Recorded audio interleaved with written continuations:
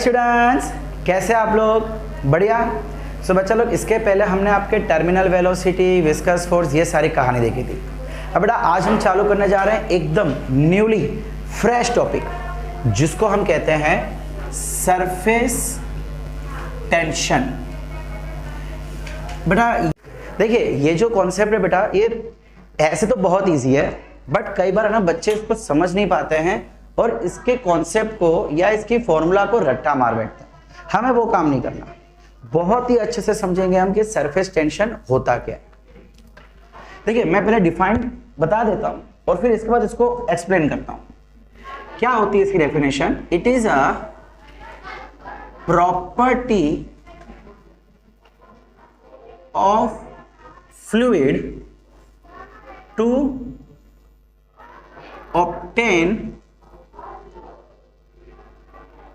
minimum surface area। ये क्या चीज हुई sir? It is a property of fluid surface. Fluid surface बेटा, एक्चुअली सरफेस टेंशन जो है ना, वो किसी भी फ्लूइड की सरफेस की प्रॉपर्टी होती है। क्या प्रॉपर्टी? कोई भी लिक्विड हो, कोई भी लिक्विड बेटा, उसका सरफेस ये ट्राई करता है कि वो मिनिमम से मिनिमम सरफेस एरिया पावे। देखो, आप जब कोई पानी की बूंदे डालते हो, आपने कभी ऑब्जर्व किया है कि रेन ड्रॉप हो या पानी की बूंदे हैं, वो हमेशा स्फीयर क्यों बनती है? क्यों? पानी की छोड़ी हुई छोटी छोटी बूंदे, छोटी छोटी। देखो, बड़ी बूंदे जो होती है ना बेटा, वेट के कारण नीचे गिर जाती है और पसर जाती है। We are talking about small drops, जिसका वेट ज्यादा नहीं होता। सो वो हमेशा स्फीयर में रहती है। क्यों बेटा? अब स्फीयर ले लो या वही वॉल्यूम का, जो वॉल्यूम का स्फीयर है वही वॉल्यूम का आप सिलेंडर ले लो, आप क्यूबॉइड ले लो, तो बेटा आपको पता ही होगा कि सबसे कम सरफेस एरिया स्फीयर का हो, है ना? आप कोई भी लिक्विड डालते हो, बूंद बन जाता है। सो हर लिक्विड की प्रॉपर्टी है, लिक्विड के बेटा सरफेस की प्रॉपर्टी, बल्क की नहीं। ये देखो, ये जो सरफेस टेंशन है बेटा, इसके सारे रूल्स सिर्फ और सिर्फ सरफेस को लागू होते हैं, इसके अंदर नहीं। सो हम कह सकते हैं it is a unique property of fluid surface. Surface की है बेटा, ये बल्क की नहीं। अगर मैं बोलूं यहां कोई पॉइंट है तो वो कम सरफेस एरिया नहीं चाह रहा। सरफेस एरिया कम कौन चाह रहा है? सिर्फ और सिर्फ सरफेस। वो सिकुड़ने की कोशिश कर रहा है। किसकी कोशिश कर रहा है? सिकुड़ने की कोशिश कर रहा है। चाह रहा है कि मिनिमम से मिनिमम सरफेस एरिया हम लोग अटेन करें। ऐसा क्यों हो रहा है वो हम देखेंगे। वो भी हम देखेंगे कि क्या रीजन है कि एक वाटर के सरफेस सिकुड़ना चाह रहा है। तो अभी समझ आया आपको कि सरफेस टेंशन होता क्या है? सरफेस टेंशन, देखो इसके जो मॉलिक्यूल्स है ना, सरफेस के मॉलिक्यूल्स बेटा, वो एक दूसरे को खींच रहे हैं, एक दूसरे को खींच रहे हैं। वो ये चाह रहे हैं कि हम सरफेस एरिया कम लें। क्यों ऐसा चाह रहे हैं वो हम देखते हैं, थोड़ा आगे बढ़ के देखेंगे। अच्छा, अब अगर इसकी फॉर्मूला की बात की जाए बेटा, एक कंटेनर हम लोग इमेजिन करते हैं। कंटेनर है, सर्कुलर कंटेनर है, और ये इसका टॉप व्यू है। बेटा हम उसके टॉप से देख रहे हैं। एक कंटेनर है, सर्कुलर है, हम ना उसके ऊपर से देख रहे हैं। जब हम ऊपर से देखेंगे तो बेटा हमको वो कुछ ऐसा लगेगा, सर्कल जैसा। इसके अंदर पूरा पानी भरा हुआ है, पूरा पानी भरा हुआ है। ओके, मैं क्या करता हूं बेटा, इसमें ना एक लाइन इमेजिन कर लेता हूं इस तरीके से कि वो इस लेयर्स को परपेंडिकुलर हो। जस्ट इमेजिनरी, ऐसा कुछ होता नहीं है, जस्ट इमेजिनरी। अब मान लो देखो, जैसे कि ये सरफेस टेंशन है, ये सरफेस है ना, तो इसका मतलब यहां के मॉलिक्यूल्स, इस लाइन के इस साइड के मॉलिक्यूल्स ये वाले मॉलिक्यूल्स को खींच रहे होंगे। सिकुड़ना चाहते हैं ना, अपनी तरफ बुलाना चाह रहे। सिकुड़ना यानी कि ये इसको बुला रहा है, ये इसको बुला रहा है, और ये खुद किसी की तरफ जा रहा है। सब एक दूसरे को खींच रहे, सारे मॉलिक्यूल्स एक दूसरे को खींच रहे। अगेन बेटा कंफ्यूज मत हो, क्यों ऐसा हो रहा है, लिक्विड की प्रॉपर्टी क्यों है, सब आपको मालूम पड़ेगा, सब। ठीक है। सो इसका मतलब ये वाले वाटर मॉलिक्यूल्स ये साइड के वाटर मॉलिक्यूल क्यों खींच रहे हैं, कह देते हैं कि वो फोर्स F लगा रहे हैं। सिमिलरली ये वाले मॉलिक्यूल्स इनको भी खींच रहे होंगे अपनी तरफ, सो इसको भी हम बोल देते हैं F, ठीक है। बड़ा ये फोर्स कैसा होगा, परपेंडिकुलर फोर्स होगा। So surface tension is defined as perpendicular force per unit metre per unit length. तो ये जो लाइन है इसको हम लेंथ ले लेते हैं L। सो सरफेस टेंशन कैसे डिफाइन किया गया है, perpendicular force per unit length. किसी भी सरफेस के 1 मीटर लेंथ में कितनी परपेंडिकुलर फोर्स लग रही है उसको बोल दिया गया सरफेस टेंशन। देखो ऐसी कोई लाइन होती नहीं है, इमेजिन करना है, सिर्फ इमेजिन करना है आपको कि ये सरफेस है, यहाँ पे ऐसा इमेजिन क्यों किया बेटा, हमको पता है ना मॉलिक्यूल्स खींच रहे हैं सब यहाँ खींच रहे हैं। सो हमने क्या किया, थोड़ा पार्टीशन करने के लिए एक बीच में एक लाइन इमेजिन कर ली, और कुछ नहीं, थोड़ा पार्टीशन करने के लिए। ये फोर्स इधर, ये फोर्स इधर, सो कितना फोर्स हो गया। एक्चुअली बेटा टेंशन क्या होता है, आप लोगों ने पढ़ा था स्ट्रिंग के अंदर जो फोर्स होती है उसको टेंशन कहते हैं। सो सरफेस टेंशन एक तरह की फोर्स ही है। अब उसको कैलकुलेट तो कर नहीं सकते थे, बट हम ये जरूर बता सकते हैं कि 1 मीटर की लंबाई में कितना फोर्स लग रहा है। समझ आ रहा है, इसलिए हमने बोल दिया surface tension is equal to F perpendicular upon L। अच्छा अब यहाँ पे आपको कोई बोले कितना फोर्स लग रहा है, सो आप इसको ऐसे भी कह सकते हैं, surface tension into length. Clear. अच्छा सरफेस टेंशन की यूनिट बेटा फोर्स के लिए न्यूटन, लेंथ के लिए metre, newton per metre. Clear, ये होगा इसकी unit. So once again surface tension क्या है बेटा, एक प्रॉपर्टी है फ्लूइड के सरफेस की। अच्छा बड़ा एक काम करते हैं, आपको पता है बेटा वो आप लोग वो खेलते होंगे किसी सॉफ्ट सॉल्यूशन के अंदर, आप लोगों ने को डुबोया फिर ऐसे फूक मारते तो बबल्स बन जाते हैं, खेला है ना, वो यहीं से आपको एक्सप्लेनेशन मिलेगा क्यों उसका शेप बबल का ही होता है। क्यों जो वो सॉफ्ट सॉल्यूशन को आप जब फूक मारते हो तो वो स्फीयर ही बनते हैं, क्यों दूसरा शेप नहीं बनता भाई, मैंने बताया ना, बिकॉज गिवन वॉल्यूम के लिए सरफेस का कर्व सरफेस एरिया सबसे छोटा होता है। अगर वो क्यूबॉइड या सिलेंड्रिकल बनता तो उसका सरफेस एरिया ज्यादा होता। क्लियर। बड़ा इसी चीज का ना यूज देखो, एक्चुअली ये देखा गया है, ये सारी चीजें ना एक्सपेरिमेंटली देखी गई है। मान लो कि मैं यहाँ पे कोई ऐसा फ्रेम ले लेता हूँ और इसके यहाँ पे मैंने बहुत ही हल्की सी वायर रख दी है, हल्की मतलब क्वालिटी हल्की नहीं, वजन वाली हल्की, लाइट वेट की मैंने एक वायर यहाँ पे प्लेस कर दी है। अब मैं क्या कर रहा हूँ बेटा, इसको है ना सॉफ्ट सॉल्यूशन में डाल रहा हूँ, यहाँ तक, सिर्फ यहाँ तक, इतना नहीं। सो आपको पता है जैसे आप सॉफ्ट सॉल्यूशन में डालोगे एक लेयर यहाँ पे बन जाएगी, है ना, एक लेयर आ जाएगी यहाँ पे। अब बड़ा सॉफ्ट सॉल्यूशन के लिए सिर्फ और सिर्फ सॉफ्ट सॉल्यूशन, पानी लो, पानी के अंदर साबुन को घोल दो, हो गया सॉफ्ट सॉल्यूशन। सो बेटा उस सॉफ्ट सॉल्यूशन के लिए ये देखा गया है कि इसकी 2 लेयर बनती है। कितनी लेयर बनती है, 2 लेयर। देखो वाटर की लेयर बनेगी ना तो आपको दिखाई नहीं देगी, वो बहुत जल्दी से फट जाती है ना, बट यहाँ पे 2 लेयर बनती है तो आपको दिखाई दे रही है, एंड इतनी जल्दी से नहीं फटती है। ऑब्वियसली हल्का सा भी फूक मारो, पार्टी मारो, फूट जाएगी, एग्री, बट इतनी जल्दी नहीं। क्यों, बिकॉज देखा गया है कि इसकी 2 लेयर, एक आगे और एक पीछे बन रही है। तो बेटा आपको कभी सॉफ्ट लेयर का कोई क्वेश्चन आ जावे तो आप surface tension is equal to 2F/L लेंगे। क्यों 2F, बेटा एक फोर्स आगे वाली लेयर के लिए, दूसरी फोर्स पीछे वाली लेयर के लिए। समझ आ रहा है, बिकॉज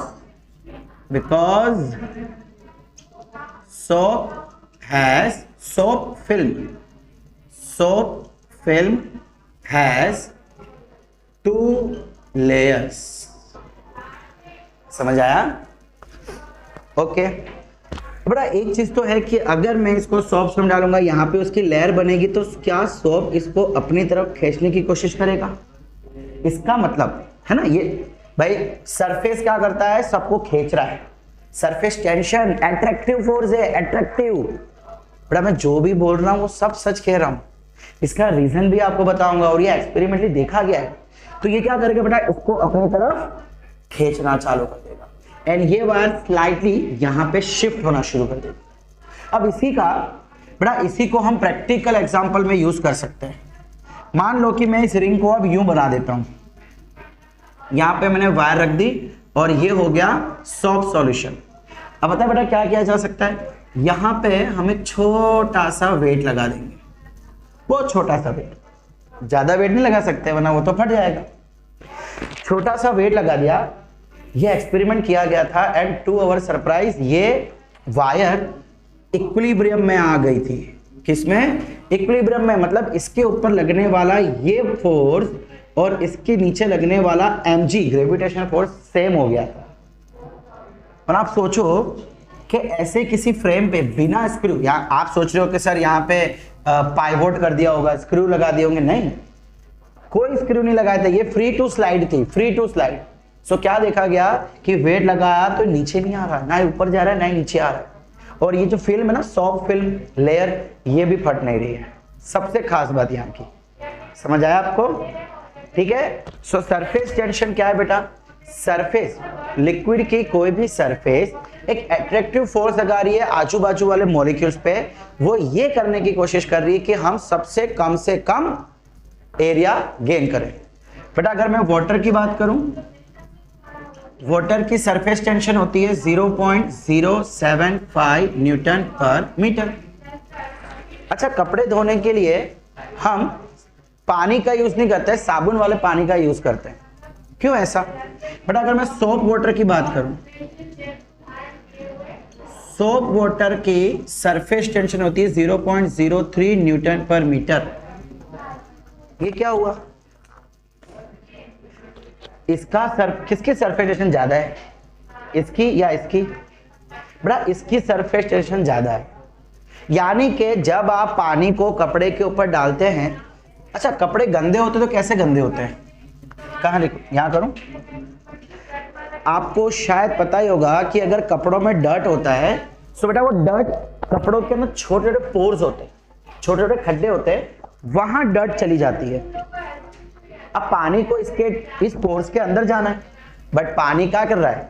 देखो पानी का सरफेस ही है ना, आप पानी डाले तो पानी की सरफेस है, सरफेस क्या बोल रहा है? नहीं नहीं, सरफेस टेंशन, साथ में चल, साथ में चल, यानी कि ज्यादा पानी फोर्स में POR खड्डों में जा ही नहीं पाता, बिकॉज दूसरा वाटर मॉलिक्यूल उसको अपने साथ लेके निकल जाता है।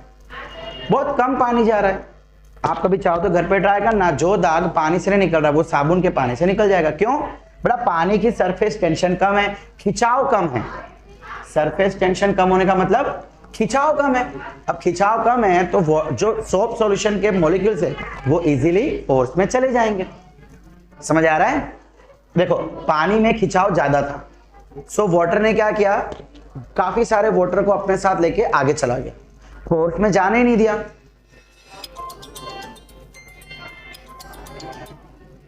बट अब क्या हो रहा है, सोप में सरफेस टेंशन कम है, एट्रैक्टिव फोर्स कम है, तो वाटर इसके मॉलिक्यूल जो है वो इजीली पोर्स में जा सकेंगे, तो ही तो वो डर्ट को वहां से निकाल पाएंगे। इसके अंदर जाना है, आपके साथ कोई चीज चिपकी हुई है, आप चाहते हो कि मेरे अंदर से कुछ नीचे गिरे, वो कब पॉसिबल है? जब आप उसको कम फोर्स के साथ खींचोगे। अगर आप उसको एकदम खींच रहे हो, मान लो कि कपड़े हैं, आप एकदम कपड़े को पकड़ के बैठे हो तो कपड़े आपसे अलग ही नहीं होंगे। मान लो कि मैंने सिर्फ है ना शर्ट पहनी नहीं है, ऐसे ही लटका रखी है, और अगर मैं उसको खींचूंगा नहीं तो वो तो हवा के कारण निकल जाएगी। बस वही चीज है यहाँ पे। तो एक्चुअली सोप में टेंशन कम है, सरफेस टेंशन कम है, इसी कारण वो पोर्स में जा पा रहा है। समझ आ रहा है अभी? अच्छा, मर्क्यूरी के कभी ड्रॉपलेट्स देखे? मर्क्यूरी के बहुत सुंदर से स्फीयर बनते हैं। मर्क्यूरी का नाम सुना है ना? उसके उसके ड्रॉपलेट्स देखना, पानी से भी सुंदर बनते हैं। क्यों? बेटा मर्क्यूरी की सरफेस टेंशन होती है 0.4 न्यूटन पर मीटर। ये 0.0 है, ये 0.4 है, कितनी बड़ी है? यानी कि मर्क्यूरी के अंदर सरफेस टेंशन बहुत ज्यादा है। वो बहुत कोशिश कर रहा है कि हमारा सरफेस एरिया कम से कम हो जाए, और इसी वजह से उसका जो स्फीयर है ना एकदम प्यारा सा बनता है। अब स्फीयर क्यों बन रहा है, कैसे बन रहा है, वो बात करनी बाकी है। ठीक है, यहां तक समझ आया? ये था बेटा पहला तरीका सरफेस टेंशन को समझाने का।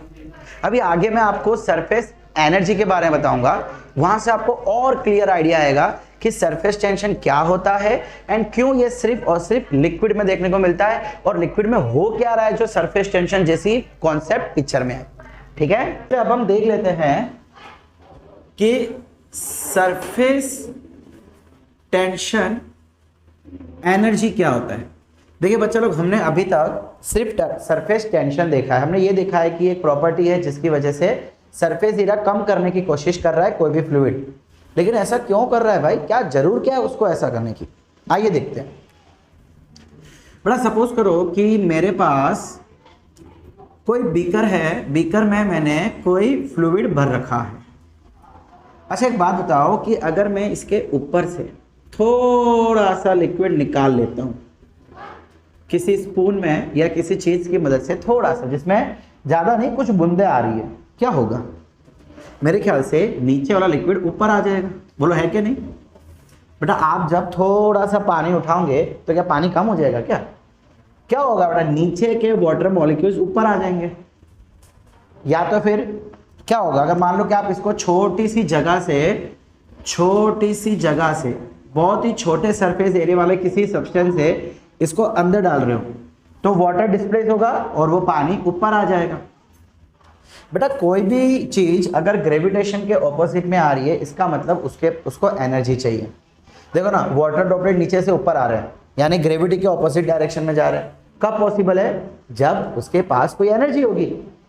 इसका मतलब कोई भी मॉलिक्यूल जब नीचे से ऊपर गया तो उसकी एनर्जी बढ़ गई। लिख लो इसको, energy of surface molecules is always more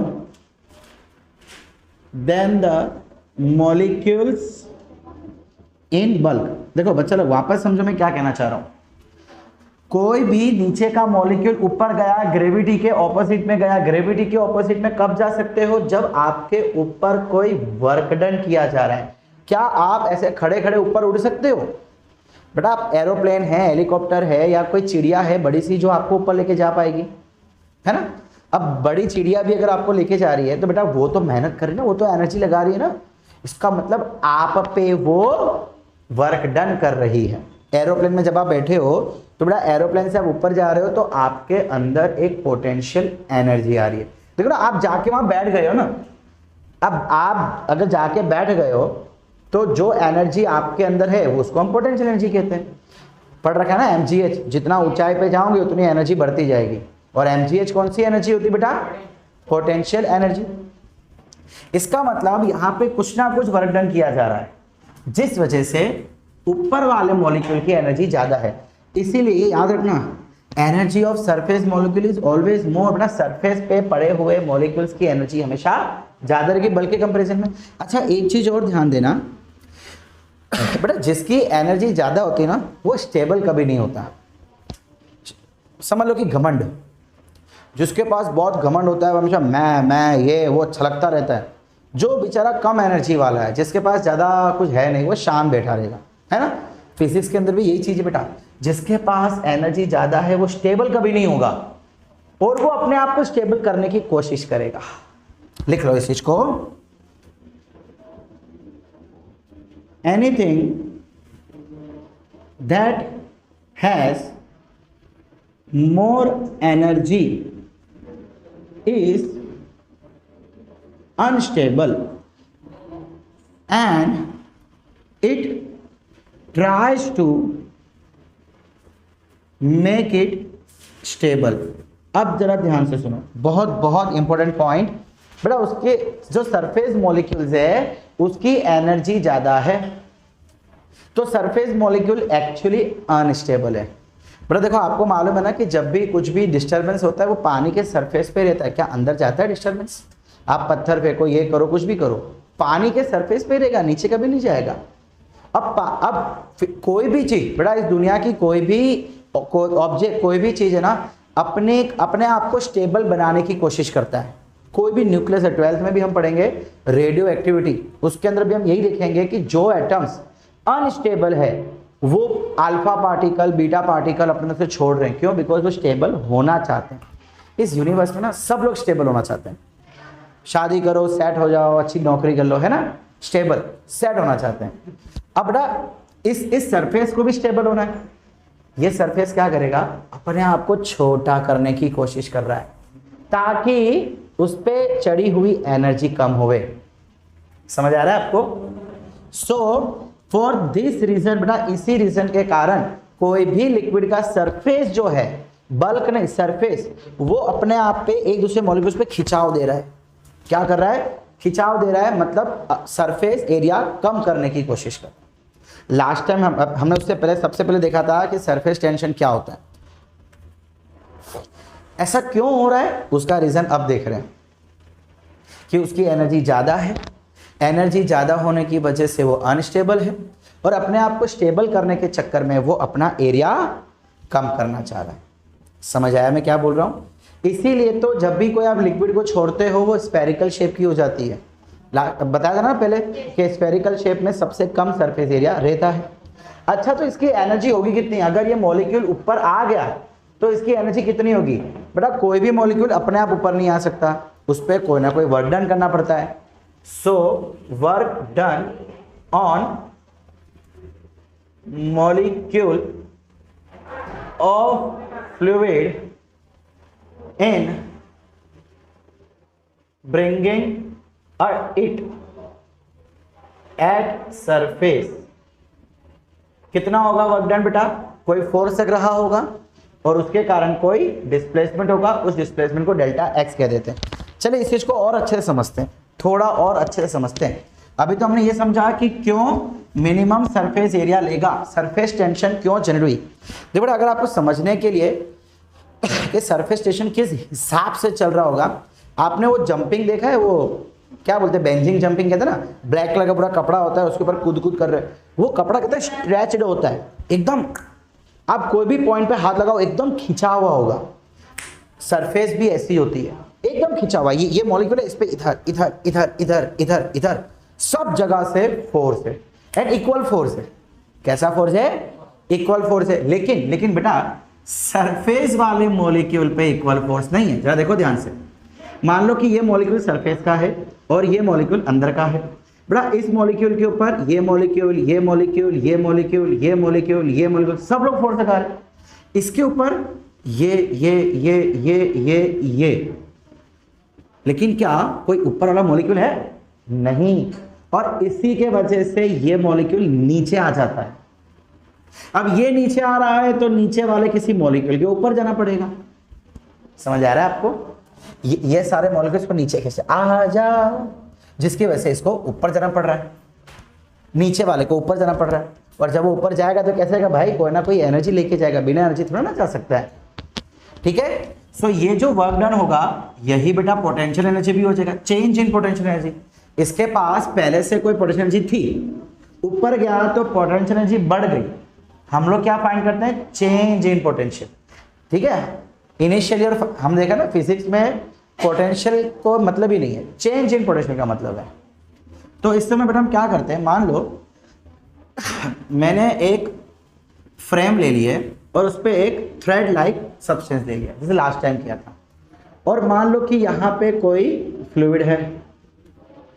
ठीक है बेटा, अब मान लो कि कोई एक्सटर्नल फोर्स इसके ऊपर लग रहा है और वो एक्सटर्नल फोर्स की वजह से ये इतना डिस्प्लेस हो गया डेल्टा एक्स के जितना। मैं ये डिस्टेंस ले लेता हूं एक्स और ये जो डिस्प्लेसमेंट हुआ उसको ले लेता हूं डेल्टा एक्स। तो बेटा अब ये जो फ्लूइड है जो पहले इतना था अब वो इतना हो जाएगा, यानी कि ये फैल गया। बेटा अगर आप कोई कपड़े को, जैसे मैंने जंपिंग वाला बताया, उसको और खींचोगे ना तो वो और टाइट हो जाएगा और ऊपर तक छलांग मार सकेगा। अगर वो फोर्स झेल सकता है तो ऊपर और छलांग मारेगा, मतलब पॉसिबिलिटी है। नहीं झेल पाएगा तो फट जाएगा। मान लो कि उसमें है वो, उस पर आप अभी प्रेशर लगा सकते हो, वो नहीं फटेगा मान लो, तो क्या होगा बेटा? उसकी एनर्जी बढ़ेगी। तो जैसे जैसे सरफेस बढ़ता जा रहा है वैसे वैसे उसकी एनर्जी बढ़ती जा रही है। जिसकी एनर्जी बढ़ती है वो अनस्टेबल होता है। स्टेबल होने के लिए वो देखो, एक क्वेश्चन ये भी अराइज होता है कि स्टेबल होने के लिए वो अपना सरफेस एरिया क्यों कम कर रहा है? भाई कुछ और भी तो कर सकते हैं ना, क्यों सरफेस एरिया कम कर रहा है? वो ये रहा रीजन, जितना कपड़े को खींचो वो उतना टाइट होता जाएगा। अगर वो झेल सकता है उस फोर्स को तो उसकी एनर्जी इंक्रीज हो रही है। अब इस सरफेस को भी तो हर कोई खींच रहा है, हर कोई खींच रहा है। तो इसकी एनर्जी धीमे धीमे बढ़ती जा रही है और इसी वजह से ये उस एनर्जी को कम करना चाह रहा है बिकॉज ये अनस्टेबल हो रहा है। समझ आ रहा है? देखो पूरी कहानी है, ये पूरी कहानी समझो। अच्छा अब बेटा मान लेते हैं कि ये जो एरिया में जो बदलाव आया, ये देखो ये डेल्टा एक्स और इसको मैं ले लेता हूं लेंथ एल। तो बेटा यहां पे कुछ एरिया में चेंज आएगा। Delta A is equal to कितनी, ये रेक्टेंगल है तो ये कितना हो जाएगा, final minus initial, final area minus initial area. Final area देखो जो भी है मेन चेंज तो यही है, L इंटू बी। समझ आ रहा है? ओके अच्छा अब क्या करें बड़ा, फोर्स यहां पे कौन सी लगेगी बता सकते हैं आप लोग? ओके तो बच्चे लोग यहां पे फोर्स कौन सी लग रही है बेटा? जब मॉलिक्यूल्स उसको खींच रहे हैं जिसके कारण वो ऊपर जा रहा है तो मॉलिक्यूल वाला फोर्स लग रहा है। और मॉलिक्यूल का फोर्स क्या होता है? Surface tension. पढ़ रखा है ना? अच्छा सरफेस टेंशन की फॉर्मूला क्या देखी थी? F/L। तो यहां से फोर्स क्या हो जाएगा? Surface tension into L. बोलो सही है? ये यहां पे लगा देते हैं S इंटू एल और साइड में हमारे पास डेल्टा एक्स तो है ही है। अच्छा L इंटू डेल्टा एक्स क्या बन गया? So potential energy is equal to surface tension into delta A. Delta A का मतलब कितना एरिया में बदलाव आया। देखो कोई मॉलिक्यूल जब नीचे से ऊपर जा रहा है तो उसका पोटेंशियल एनर्जी में बदलाव आया, पहले कितनी थी और बाद में कितनी हुई ये नहीं पता कर सकते, फिजिक्स यही कह रहा है। Potential energy can not be calculated but yes change in potential energy can be calculated. तो जब कोई मॉलिक्यूल नीचे से ऊपर जा रहा है मतलब उसके ऊपर वर्क डन हुआ, वर्क डन होने के कारण उसके एनर्जी और बढ़ गई। वो एनर्जी कितनी बढ़ी? Change in potential energy. कैसे मिलेगा हमें? सरफेस एरिया इंटू डेल्टा ए। समझ आया बेटा? सो सरफेस टेंशन क्या होता है, किस वजह से होता है, कितनी एनर्जी उसकी बढ़ जाती है, ये सारी कहानी हमने यहां पे पढ़ी। ओके ओके अच्छा बच्चा तो क्या मैं यहां से भी सरफेस टेंशन निकाल सकता हूं? Surface tension is equal to delta U by delta A. एक फॉर्मूला हमने कौन सी देखी थी सरफेस टेंशन की? Force by L. यहां से इसकी यूनिट थी न्यूटन पर मीटर, याद है? yes. अब यहां से अगर इसकी नवी यूनिट देखनी हो तो पोटेंशियल एनर्जी यानी जूल, एरिया मतलब मीटर स्क्वायर। सो बेटा सरफेस टेंशन की एक और यूनिट पॉसिबल है joule per metre square. Clear? तो बेटा ये टॉपिक यहां पे होता है समाप्त। एक छोटा सा टॉपिक और है जो कि यहां से रिलेटेड है, वो है एक्सेस प्रेशर ऑन वाटर या कोई भी लिक्विड ड्रॉप पे। चलिए देखते हैं क्या है ये एक्सेस प्रेशर। देखो बच्चा लोग नेचुरली या प्रैक्टिकली अगर मैं बात करूं, कोई भी फ्लूइड का जो ड्रॉप है बेटा उसके ऊपर है ना एक प्रेशर ज्यादा लग रहा है, उसे हम कहते हैं एक्सेस प्रेशर। क्या है ये? Excess pressure on liquid drop. मान लो बेटा कि ये कोई लिक्विड ड्रॉप है, इसके अंदर पूरा लिक्विड है, ठीक है? अब आप बोलेंगे सर स्फीयर ही क्यों लिया? तो बेटा अभी अभी कहानी पड़ी ना, सरफेस टेंशन हमको पता है वो अपना सरफेस एरिया कम करने की कोशिश कर रहा है तो स्फीयर बनाएगा। अच्छा बेटा ये स्फीयर में बोलूं अगर इक्विलिब्रियम में है, अगर मैं बोलूं कि ये ड्रॉपलेट इक्विलिब्रियम में है, इसका मतलब इसके ऊपर लगने वाली नेट फोर्स जीरो। बोलो सही है? बेटा इसके ऊपर कौन कौन सी फोर्स लगेगी? अगर मैं अंदर से बात करूं तो बेटा अंदर से एक प्रेशर लगेगा इसके ऊपर और बाहर से एक पी नॉट का प्रेशर लगेगा। हमने पढ़ रखा ना किसी भी लिक्विड के अंदर रो जी एच जितना प्रेशर लगता है, सो वो एक लगेगा। बेटा अभी अभी हमने पढ़ा सरफेस टेंशन, तो मेरे ख्याल से इसके ऊपर सरफेस टेंशन भी लगेगा। यस और नो? है कि नहीं? बेटा अगर ये इक्विलिब्रियम में है इसका मतलब जितने भी फोर्स लग रहे हैं, फोर्स किस किस कारण लग रहे हैं बेटा? अगर मैं इनसाइड की बात करूं तो इनसाइड एक ये वाला लग रहा है, चलो मैं बोल लेता हूं पी ए, जो कोई भी पॉइंट कोई भी लिक्विड का पॉइंट देता है वो। एक सरफेस टेंशन, सरफेस टेंशन क्या होता है बेटा? या सरफेस टेंशन के कारण फोर्स कितना होगा? S into L. अच्छा देखो, ये इधर है और ये इधर है, ऑपोजिट डायरेक्शन है, तो हम क्या ले लेंगे यहाँ पे माइनस। तो किसी भी लिक्विड के ड्रॉपलेट के अंदर इतनी फोर्स होती है। अब अगर मैं बाहर की बात करूं, आउटर फोर्स, तो बेटा वो तो पी नॉट एटमॉस्फेरिक प्रेशर, उसके कारण फोर्स लगेगा, सो उसको हम क्या बोल देंगे, पी नॉट है। बेटा अगर F net is equal to 0 है, इसका मतलब inside force is equal to outside force, इसका मतलब P A minus S L is equal to P naught A. याद रखना, ठीक है, याद रहेगा इतना। लेकिन बेटा व्हाट इफ कि अगर ये इक्विलिब्रियम में नहीं है, तो अगर इक्विलिब्रियम में नहीं है, मान लो कि ये जो ड्रॉप है इसका रेडियस हम ले लेते हैं कैपिटल आर, एंड मान लो कि ये एक्सपांड कर रहा है। क्या कर रहा है, एक्सपांड कर रहा है। बेटा क्यों एक्सपांड कर रहा है एक बात बताऊं, सच में कोई भी ड्रॉप है ना हमेशा एक्सपांड करता है, वो कॉन्ट्रैक्ट करने जाएंगे फट जाएगा। एक्सपांड इसलिए करता है कि इसके अंदर का फोर्स हमेशा ज्यादा होगा, याद रखना, ठीक है। मान लो इसके अंदर का फोर्स Fi है, इसके बाहर का फोर्स Fo है, और बेटा ये जो चेंज इन रेशियो, ध्यान से सुनो यहाँ पे बेटा, ये जो चेंज है ना बहुत छोटा आएगा, दिखाने के लिए हमने थोड़ा बड़ा लिया है, बट एक्चुअली बहुत ही माइनर सा चेंज आएगा, इसको हम बोल देते हैं डेल्टा आर। अब बेटा अगर ये एक्सपांड हो रहा है, मतलब इसके ऊपर वर्क डन हो रहा है। कोई भी चीज, कोई भी बदलाव दुनिया में अपने आप नहीं होती है। इसके देखो एक्सपांड कब होगा, जब अंदर का फोर्स ज्यादा होगा, राइट। अंदर का फोर्स है और ये कोई ना कोई डिस्प्लेसमेंट है, इसका मतलब इसके ऊपर वर्क डन हुआ। चलिए देख लेते हैं, work done on drop for expansion. Expansion के लिए कितना वर्क डन लगेगा बेटा, फोर्स इनटू डिस्प्लेसमेंट। बोलो सही है बेटा। फोर्स कौन सा लग रहा है, देखो दो फोर्स है ना, क्या मैं ऐसा बोल सकता हूं Fi माइनस Fo। बेटा जो एक्सपांशन है वो कौन से फोर्स के कारण होगा, नेट फोर्स के कारण। समझ में क्या बोल रहा हूं, एक्सपांशन किसके कारण होगा, नेट फोर्स। अंदर का फोर्स यहां, बाहर का फोर्स ऐसे। अब अंदर का फोर्स ज्यादा है इसके कंपैरिजन में, तो ही तो ये बाहर की तरफ जा रहा है, इसका मतलब Fi माइनस Fo, तो ये हो गया नेट फोर्स इनटू डिस्प्लेसमेंट कितना है बेटा, डेल्टा आर। देखो डिस्प्लेसमेंट कितना हो रहा है, डेल्टा आर। अच्छा फोर्स की फॉर्मूला हम कैसे दे सकते हैं, ये एरिया पी Fi का मतलब क्या, मैं Pi इंटू ए बोल सकता हूं, अंदर का वॉट एवर प्रेशर, ये प्रेशर वो प्रेशर जो भी प्रेशर है, Pi into area minus F not कितना हो जाएगा बेटा, P नॉट अपॉन एरिया। बोलो क्लियर है, ये अंदर के लिए प्रेशर के कारण फोर्स, ये बाहर के प्रेशर के कारण फोर्स। अब क्या करें बेटा, ए कॉमन ले ले, बिकॉज देखो दोनों का एरिया तो सेम है। क्या सेम रहेगा, नहीं बेटा ये इनिशियल था, ये अंदर का था। चलो कोई बात नहीं, ये रखो देखते हैं।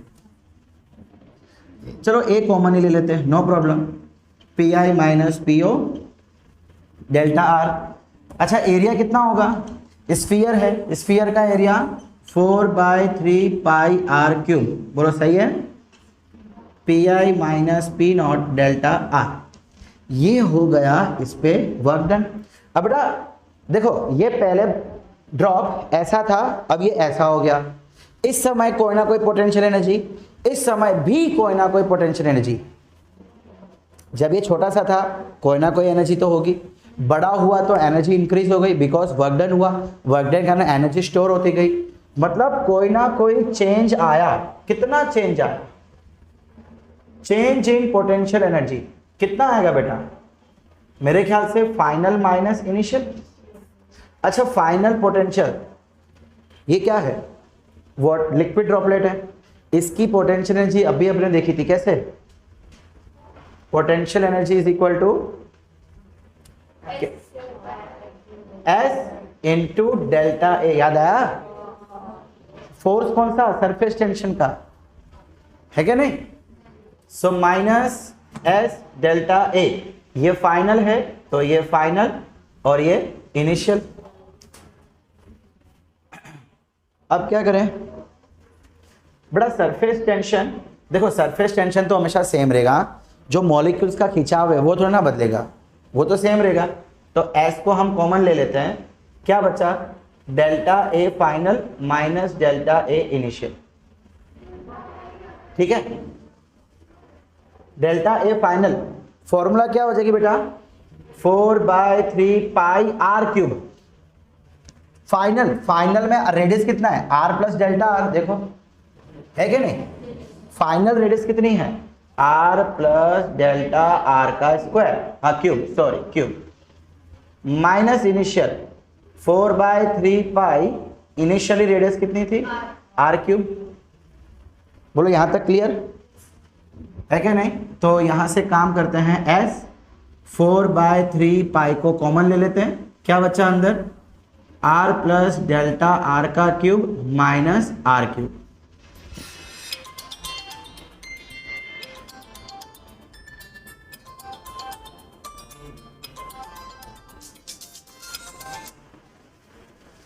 ओके, अब बेटा जरा यार ध्यान से सुनो, देखो ये जो फोर्स है, जो ये वर्क डन है, जितना वर्क डन हो रहा है उतना ही तो एनर्जी इसमें स्टोर हो रही है। मतलब जो भी एनर्जी में चेंज आएगा वो इसी के तो इक्वल हो जाएगा। पहले एनर्जी थी, मैं इसको एनर्जी दे रहा हूं, दे ये यहां तक पहुंच गया, बदलाव कितना आया, जितना आपने दिया उतना बदलाव आया, समझ रहे हो। सो वर्क डन, जितनी एनर्जी दी इज इक्वल टू बदलाव।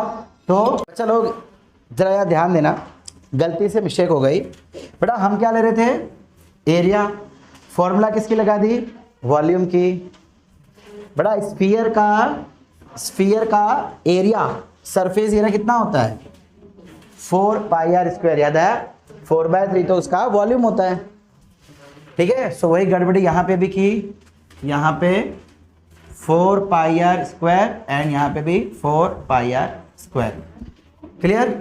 सो अब क्या हो गया, ये स्क्वायर, ये भी स्क्वायर, ठीक है। बाकी सारी कहानी तो वही की वही रहेगी, बाकी कोई गलत नहीं है। अच्छा इसको और सिंप्लीफाई करते हैं, s 4 pi a plus B whole square, a square plus 2ab plus B square delta r square minus r square, ये r स्क्वायर गया, क्या बचा, s 4 पाई ब्रैकेट में delta r square plus 2r delta r, ठीक है बेटा। यहां से डेल्टा r भी कॉमन ले लूं, है ना, delta r common, s 4 pi delta r, यहां पे बचा डेल्टा r प्लस 2r। देखो ये स्क्वायर था तो एक बाहर आ गया, एक अंदर रहा, और यहां का डेल्टा r बाहर आ गया। अब जैसे कि हमने कहा कि ये वर्क डन और ये चेंज सेम होगा, तो चलिए इन दोनों को इक्वेट कर लेते हैं, यहां पे कर लेते हैं हम लोग इक्वेट।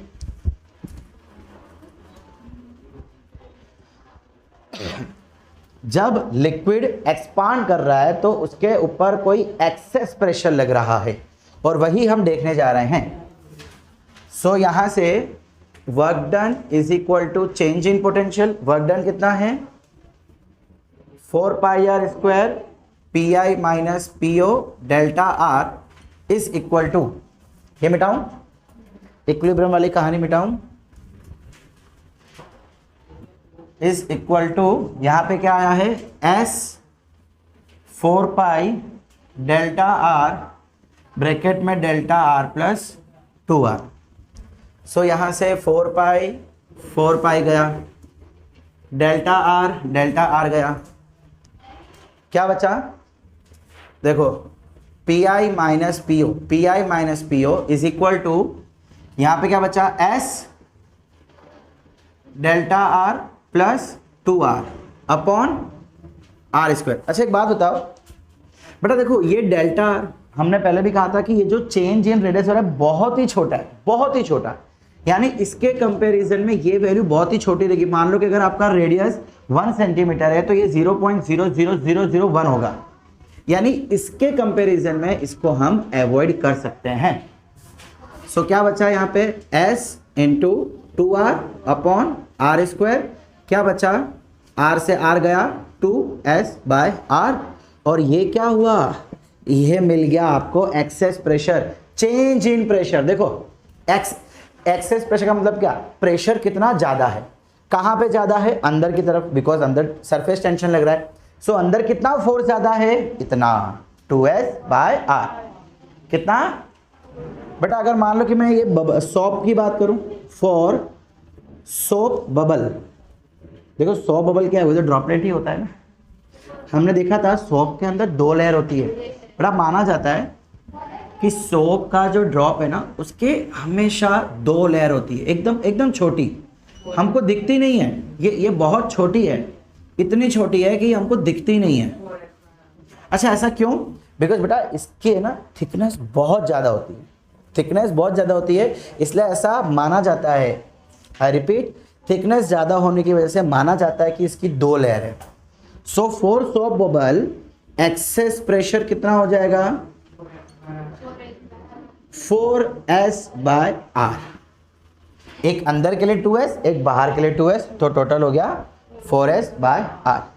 ठीक है बच्चा लोग। सो यहाँ पे हमारा एक्सेस प्रेशर का भी टॉपिक खत्म होता है। इस बड़ा न्यूमेरिकल्स आपके नोट्स में है, एक बार उसको अच्छे से रिफर कर लेना। ठीक है, थैंक यू।